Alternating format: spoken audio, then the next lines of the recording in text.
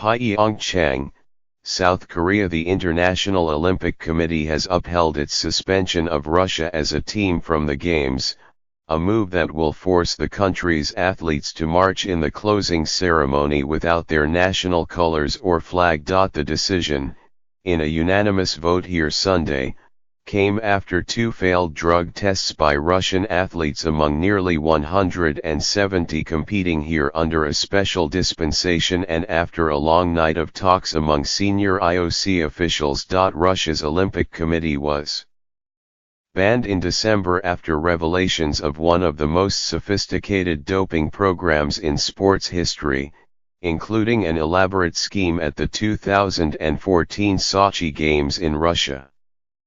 The IOC will consider reinstating the Russian committee if all remaining drug tests for its athletes at the Pyeongchang Games come back clean. Nicole Hoiverds, the leader of the I.O.CS panel reviewing Russia's compliance, said Russia could be reinstated within the next week. The IOC decision came after protracted discussion over 2 days. We should draw a line, we have to draw a line and look to the future, Hoiverds said. Russia's final doping test results are anticipated within 72 hours, and if they are clean, the country will be restored to the IOC in early March, Hoiverds said. With the vote, the I.O.CS membership rubber-stamped a recommendation from its executive board. That group failed to reach common ground at a meeting on Saturday. The Bach-led executive board asked the review panel to change a part of its report late Saturday. The report was changed to make clear the two failed drugs tests were not part of a systematic doping scheme involving the Russian Olympic Committee. Point 2 Investigations revealed that Russia's doping program had tainted scores of athletes and multiple sporting events across several years. Many of Russia's top athletes were linked to the scandal and barred from the Games. Alina Zagitova, a 15-year-old figure skater, was the only Russian to have won a gold medal in Pyeongchang by the time the committee voted. The men's hockey team won a second gold on Sunday, defeating Germany. The Russians will now leave the Olympics the way they entered, in neutral uniforms that provided a constant reminder of the damage done to Russia's sporting reputation by the scheme, a state-controlled effort to replace drug-tainted urine samples with clean ones, according to the investigations. President Vladimir Putin of Russia and other top sports officials from the country have denied that the doping program reached the highest levels of their government. The effects of the scandal have disrupted the last two games, shifting attention from athletics to litigation. Before the 2016 Summer Olympics in Rio de Janeiro, where Russia participated as a nation while some of its athletes were banned because of the scandal, the country tried to use the sports courts to increase its number of participants. It made a similar effort in the final days leading up to these Winter Olympics. Both attempts were unsuccessful. A Russian delegation that included Evgenia Medvedeva, the silver medalist in women's figure skating, made a presentation to the executive board. The bobsledder Nadezhda Sergeeva's positive drug test the day before did not help Russia's cause. She was the second Russian to fail a drug test here.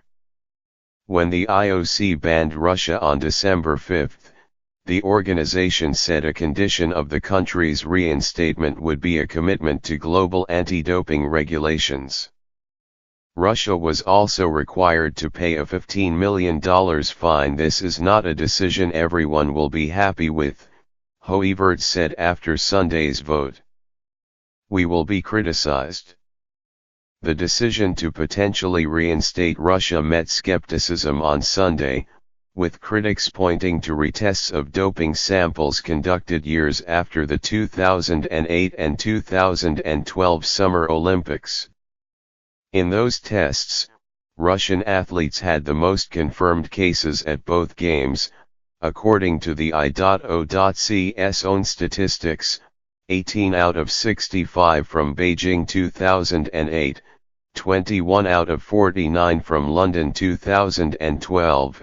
If the retest shows the result, then the I.O.C will take the appropriate measures, Bach said at a news conference Sunday afternoon, without elaborating. Richard Pound, the I.O.C's longest-serving member, skipped the meeting in protest of what he considered to be lenient treatment of Russia. Adam Pengilly, a British member who also has been critical of the I.O.C's reaction to the Russia scandal, was sent home from the games after an altercation with a security guard. After being warned that their conduct would affect the I.O.C's decision, Russian athletes have largely been keeping a low profile in South Korea. They have generally stayed off social media and refrained from making critical comments or displaying nationalistic symbols. The two failed drugs tests were not part of a systematic doping scheme, the panel said. Russia's IOC member, Shamil Tarpashev, said a lack of cultural education was to blame. Russia will be welcomed back as a full-fledged Olympic nation if all of its remaining drugs tests from the Pyeongchang Games are negative. Then the IOC can try to move on from one of the biggest scandals in Olympics history. Athletes from around the world have been among the most critical voices opposing Russia's return. On Saturday, American biathletes joined others to say they wouldn't participate in a season-ending event in Russia. We believe this should be the end of this big problem and pave the way for a new chapter in Olympic sport, Tarpashev said.